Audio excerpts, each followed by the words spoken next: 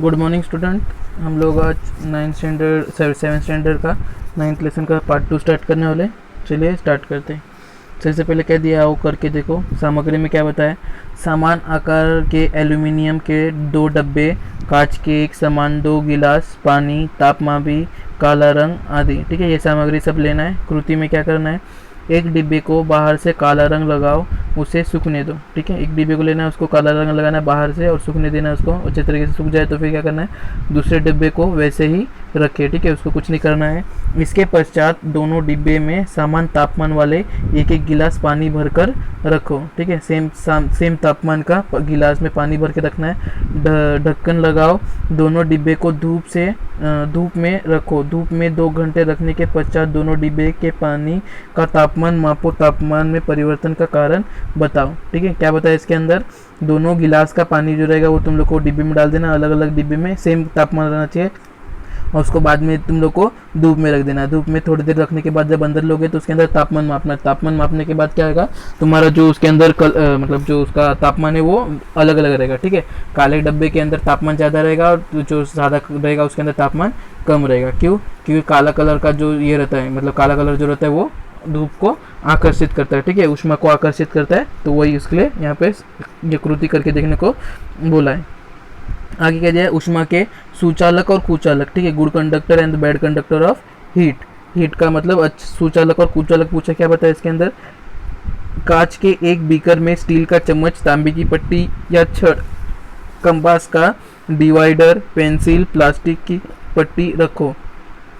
ठीक है, क्या क्या लिया? कांच के बीकर में क्या क्या रखने को बोला? एक स्टील का चम्मच, तांबे का पट्टी या छड़। ठीक है, तांबे का पट्टी, स्टील का चम्मच, हाँ, फिर कंपास का ड्राइवर। ठीक है, कंपास में जो डिवाइडर रहता है वो, पेंसिल, प्लास्टिक की पट्टी, ये सब रखने को बोला है कांच के अंदर।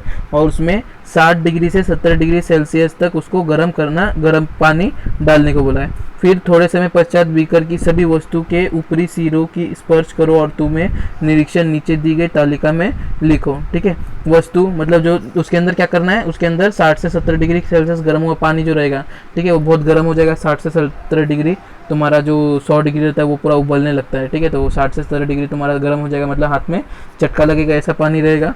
ठीक है, तो वो डाल दोगे और बाद में सिर्फ ऊपर सिरा जो मतलब तुम्हारा जो पानी के अंदर नहीं डूबा है उसको हाथ लगाना है। तो क्या होता है? तो सबसे पहले क्या होगा? तुम्हारा तांबे का जो पट्टी रहेगा वो सबसे ज़्यादा गर्म होएगा, फिर स्टील का चम्मच रहेगा वो बाद में दूसरे नंबर पे गर्म होएगा, फिर कंपास का डिवाइडर जो रहेगा वो गर्म होएगा, उसके बाद तुम्हारा पेंसिल गर्म होएगा, उसके बाद प्लास्टिक की पट्टी जो रहेगा वो गर्म होएगा। ठीक है, प्लास्टिक की पट्टी मतलब ना के बराबर रहेगा और पेंसिल भी थोड़ा सा ही गर्म होएगा। ठीक है, तो यही बताना है सिरे का जो पहुंची ऊष्मा तक रहेगी वो क्या क्या रहेगी। ठीक है, तो बहुत गर्म जो रहेगा तुम्हारा तांबा रहेगा, फिर गर्म वो रहेगा तुम्हारा चम्मच, हल्का गर्म जो रहेगा वो तुम्हारा रहेगा कंपास का डिवाइडर, फिर वायुमंडल के तापमान में जितना गर्म रहता है वो तुम्हारा प्लास्टिक रहेगा। ठीक है, प्लास्टिक और पेंसिल समझ लो तो हल्का गर्म में आ जाएगा। ठीक है, इससे क्या निष्कर्ष निकलता है वो आगे दिया है यहाँ पे। कुछ पदार्थ ऊष्मा के सुचालक तो कुछ कुचालक है। ठीक है, जिसके अंदर आराम से जब ऊष्मा ट्रैवल कर सकता है, उसमें पास हो सकता है, वो सुचालक रहता है, और जिसके अंदर पास नहीं हो सकता है वो तुम्हारा कुचालक रहता है। तो वही दिया यहाँ पे, तांबे की पट्टी या बर्तन की ऊष्मा सहजता से प्रवाहित होती है, लेकिन प्लास्टिक और लकड़ी इनमें से ऊष्मा सहजता से प्रवाहित नहीं हो सकती। ठीक है, ऊष्मा जो रहता है इसके अंदर प्लास्टिक या तुम्हारा जो पेंसिल जैसे बताया मैंने वो ना के बराबर रहेगा। ठीक है, तो इसके अंदर ये दोनों चीज़ें वो तुम्हारा ऊष्मा का कुचालक है, और जो तांबे की पट्टी या कोई भी बर्तन जैसे कि तुम्हारा स्टील का ये हो गया, ठीक है, ये डिवाइडर, ये सब जो तुम्हारा गया वो तुम्हारा सुचालक हो गया। ठीक है, फिर आगे दिया, गरम चाय को कांच के गिलास में चाय या मिट्टी के कुल्हड़ में लिया तो हम हाथ से सहजता से पकड़ सकते हैं। ठीक है, कांच के गिलास में या तुम्हारा कुल्हड़ जो उससे अगर मतलब जैसे मिट्टी का जो घड़ा रहता है उसके अंदर अगर रखा तो तुम लोग आराम से वो प्याले को पकड़ सकते हो। लेकिन वही गर्म चाय अगर स्टील के गिलास में लिया या तांबे के बर्तन में लिया तो वो ग्लास तुम लोग आराम से हाथ से नहीं पकड़ सकते, चटका लगेगा। ठीक है, क्योंकि उसके अंदर क्या होता है वो सुचालक है ऊष्मा का, उसके अंदर से ऊष्मा आराम से बाहर तक आ सकता है। ठीक है, फिर आगे दिया, ऊष्मा के कारण ठोस पदार्थ से प्रश्न की संकुचन। ठीक है, इसके अंदर क्या दिया है सामग्री के अंदर? धातु का छल्ला लेना है, धातु का गोला और बर्नर आदि। ठीक है, बाजू में यहाँ पे डायग्राम दिखा है, वही एक छल्ला लिया है और एक धातु का गोल लिया है। ठीक है, जो छल्ले में लगाया और बर्नर लिया है। कृति क्या करना है इसके अंदर, धातु का एक छल्ला और धातु का एक गोला इस आकार को लो कि उसमें किसी तरह धातु का गोला आर पार जा सके। ठीक है, जैसे कि धातु का गोला जो रहेगा वो आराम से आर पार जा सके। फिर गोले को गर्म करो, क्या वो छल्ले के आर पार जाता है। ठीक है, वो गोले को गर्म करने के बाद देखना है कि वो छल्ले के आर पार जा सकता है कि नहीं जा सकता है। ये देखो, उपयुक्त प्रयोग द्वारा तुम्हें स्पष्ट होगा कि ऊष्मा देने पर धातु में प्रसरण होता है और ऊष्मा निकलने पर, ठंडा करने पर धातु के संकुचन होता है। ठीक है, क्या करना है, एक छोटा सा मतलब जो आर पार जा सके वो लेना है, और गर्म करने के बाद तुम देखोगे तो वो आर पार नहीं जा सकता, तो इससे क्या होता है, उसका प्रसरण मतलब वो फैल जाता है। ठीक है, और संकुचन मतलब वो छोटा हो जाता है जब ठंडा कर देते हो, और ऊष्मा देने पे वो फैल जाता है। ठीक है, इसलिए कभी कभी ठंडी में देखा रहोगे तो तुम्हारा जो घर का कभी कभी लकड़ी जो रहता है, ठीक है, दरवाजा, तो थोड़ा ऊपर हो जाता है। ठीक है, और तुम्हारा गर्मी के टाइम पे वो थोड़ा नीचे रहता है। ठीक है, तो गर्मी के टाइम पे वो कभी कभी जो एकदम जस्ट टच पे, अगर नीचे लादी पे टच अगर दरवाजा रहेगा तो वो थोड़ा खींचने लगता है लादी पे। ठीक है, गर्मी के टाइम पे, और वही ठंडी के टाइम पे देखोगे तो आराम से वो लग जाता है, क्योंकि तुम्हारा ऊष्मा के कारण वो थोड़ा सा ये हो जाता है। ठीक है, क्या बोलते हैं, प्रसरण हो जाता है और संकुचन बाद में हो जाता है। ऊष्मा दी जाने पर ठोस पदार्थ में प्रसरण होती है और ऊष्मा निकलने पर वे पुनः अपनी मूल स्थिति में आ जाती है, अपितु विभिन्न ठोस के प्रसरण होने के अनुपात अलग अलग होता है। ठीक है, सबके अंदर जो रहता है उसका अनुपात अलग अलग रहता है। ये घड़ी के अंदर भी हो सकता है, घड़ी का जो तुम्हारा रहता है पीछे का स्प्रिंग, वो भी थोड़ा ठंडी के कारण तुम्हारा मतलब थोड़े दिन ये रहता है, क्या बोलते हैं, फास्ट हो जाता है, उसके बाद थोड़ा स्लो हो जाता है। फिर आगे दिया, ऊष्मा के कारण द्रव पदार्थ में होने वाला प्रसरण और अंकुचन। क्या होता है, सामग्री 500 मिली धारित का शंक्राकार पात्र। ठीक है, यहाँ पे शंक्राकार पात्र दिया है, तुम्हारा कोनिकल फ्लास्क जिसे कहते हैं इंग्लिश में, 2 छिद्रा, रबड़ का डाट, कॉर्क, कांच की खोखली नली, मापन पट्टी, तापमापी, स्टैंड, जाली, बर्नर, आलेख, कागज आदि ये सब लेने को बोला है। अब कृति में करने को क्या बोला है, शंक्राकार पात्र में पानी पूर्णतः भर लो। ठीक है, यहाँ पे दिखाया उसके इतना उतना भर लो। फिर कांच की नली और तापमापी रबड़ के डाट के छिद्रा में लगाओ। ठीक है, ऊपर जो तुम्हारा यहाँ पे रबड़ का डाट दिखेगा यहाँ पे, ठीक है, तो उसके अंदर दोनों ये कांच की खोखली नली और जो तापमापी वो दोनों लगाना है। ठीक है, एक साथ दोनों को डाल देना अंदर। फिर क्या लिखा है, इस रबड़ के डाट को शंक्राकार पात्र में लगाओ। ठीक है, मतलब फिर बाद में उसको शंक्राकार पात्र में अच्छे से लगाने को बोला, ढक्कन जैसा रहता है वो।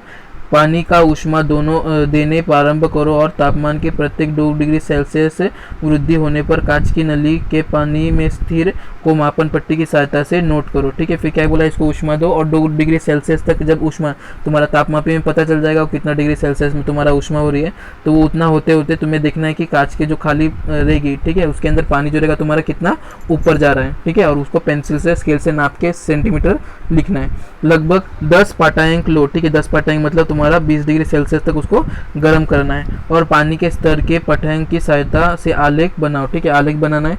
ऊष्मा देने बंद करने पर क्या होता है ये देखो। ठीक है, ऊष्मा बाद में बंद कर दोगे तो क्या होता है वो देखने को, निरीक्षण करने को बोला है। क्या बताया इसके अंदर, द्रव को ऊष्मा दी जाने पर द्रव के कणों के बीच की दूरी बढ़ती है और उसका आयतन बढ़ता है। ठीक है, क्या बताया इसके अंदर, उसका जो मतलब दूरी जो रहता है वो बढ़ जाता है। जैसे हम लोग ने पहले देखा था चैप्टर में, वो सॉलिड, लिक्विड, गैस, तो तुम्हारा द्रव जो रहता है वो थोड़ा ज़्यादा उनका दूरी रहता है। सॉलिड के अंदर जो हमारा जो ठोस पदार्थ है उसके अंदर जो दूरी रहता है वो बहुत कम रहता है। तो पानी के अंदर जितना दूरी रहता है वो उसका दूरी और बढ़ जाता है, तो उसका आयतन भी बढ़ जाता है, उसके कारण पानी की वृद्धि हो जाती है। इसे द्रव के प्रसरण कहते हैं, ऐसा कहा जाता है, और उससे संकुचन, ठंडा करने पर उसका संकुचन ऐसा कहा जाता है। ठीक है, आगे क्या जाए, ऊष्मा के कारण गैसीय पदार्थ में होने वाले प्रसरण और संकुचन।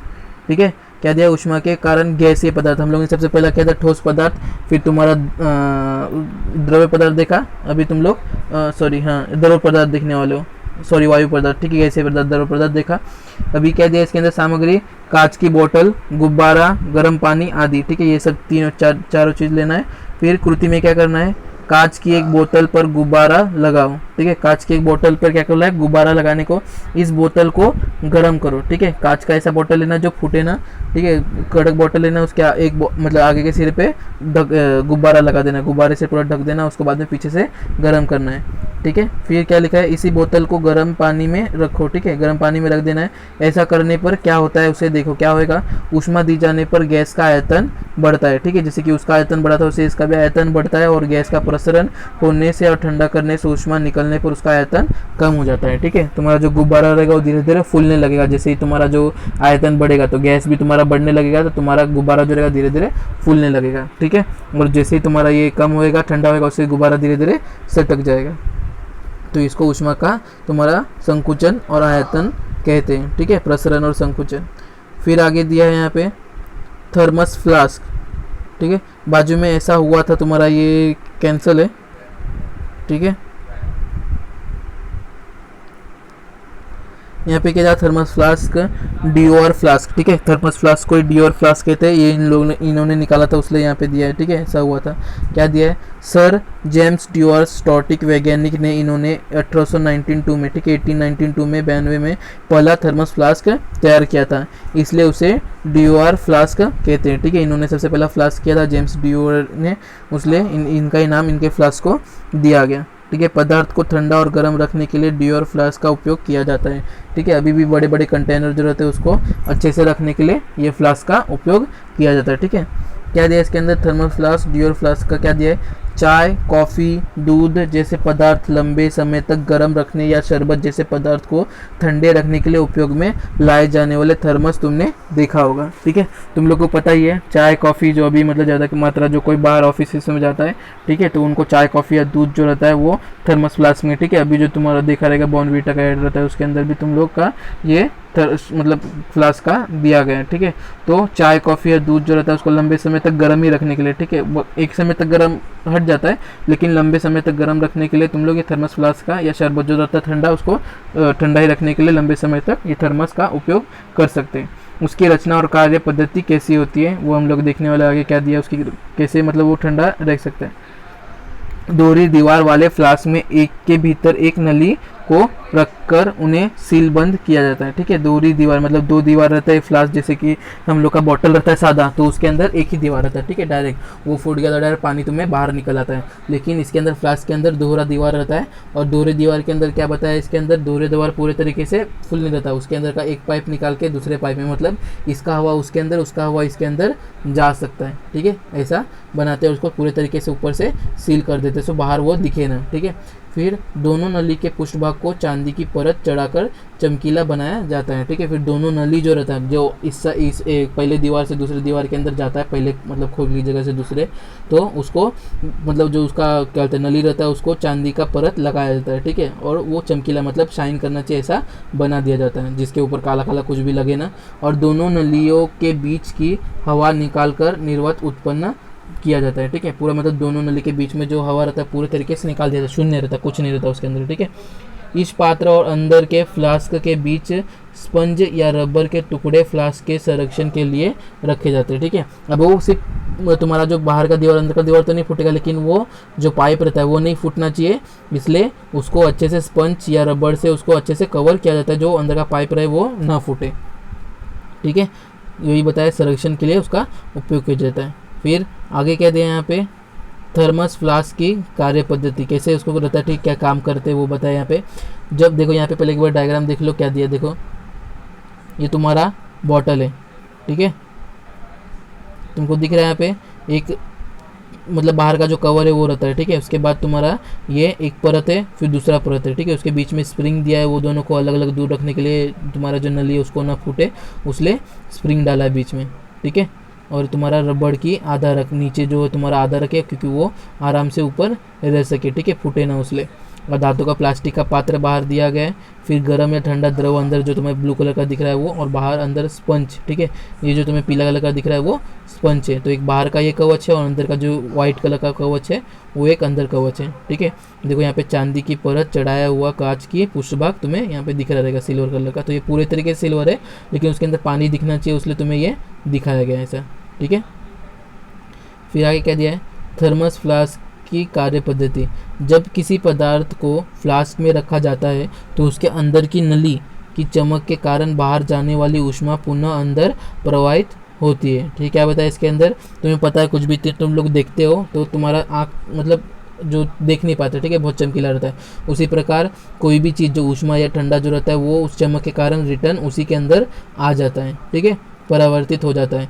और फिर आगे क्या दिया है, अर्थात ऊष्मा का विकिरण नहीं होता, ठीक है, ऊष्मा जो रहता है वो प्रवाहित मतलब एक अंदर से बाहर की ओर नहीं जाता, वो अंदर का अंदर ही रहता है। वो चमकीले पदार्थ के कारण उसके अंदर का जो ऊष्मा रहता है वो रिटर्न टकरा के अंदर ही आ जाता है। निर्वात के कारण ऊष्मा का संचलन और संवहन नहीं हो सकता, ठीक है, वो निर्वात के कारण मतलब उसको ऐसा बनाया रहता है, उसके कारण ऊष्मा का संचलन या संवहन, ठीक है, ना ही कमी ना ही बढ़ोतरी हो सकती है उसके अंदर, ठीक है।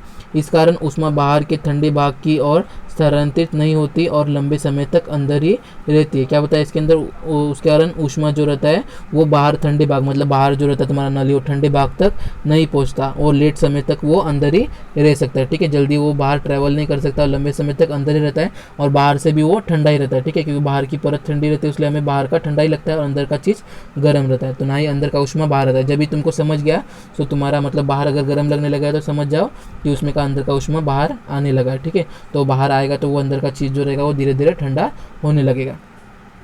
फिर आगे क्या दिया है, फिर भी थोड़ी सी ऊष्मा ऊपर के ढक्कन की ओर से और कांच में से अल्प मात्रा में स्थानांतरित होने के कारण बाहर आती है, ठीक है, लेकिन ऊपर का जो ढक्कन रहता है वो सिंगल ही रहता है, ठीक है, तो उसमें से थोड़ा थोड़ा जो ऊष्मा रहता है वो बाहर निकलता है और थोड़ा थोड़ा जो कांच रहता है, जैसे बताया मैं, जब जैसे बॉटल गर्म होने लगा तो मैं समझ जाओ कि उसके अंदर का ऊष्मा जो रहेगा वो बाहर निकलने लगा है, ठीक है।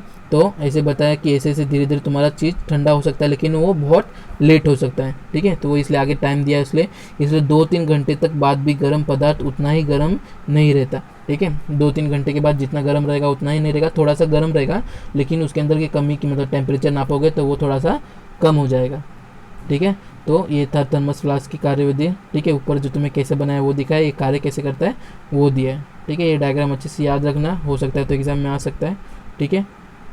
तो हमारे यहाँ पे लेसन खलास हो गया, ठीक है, स्वाध्याय आ गया यहाँ पे। तो आज हम लोग अपना वीडियो यहीं पे खलास करेंगे, पूरा वीडियो देखो, ओके, अच्छा लगा तो शेयर करो, बाय।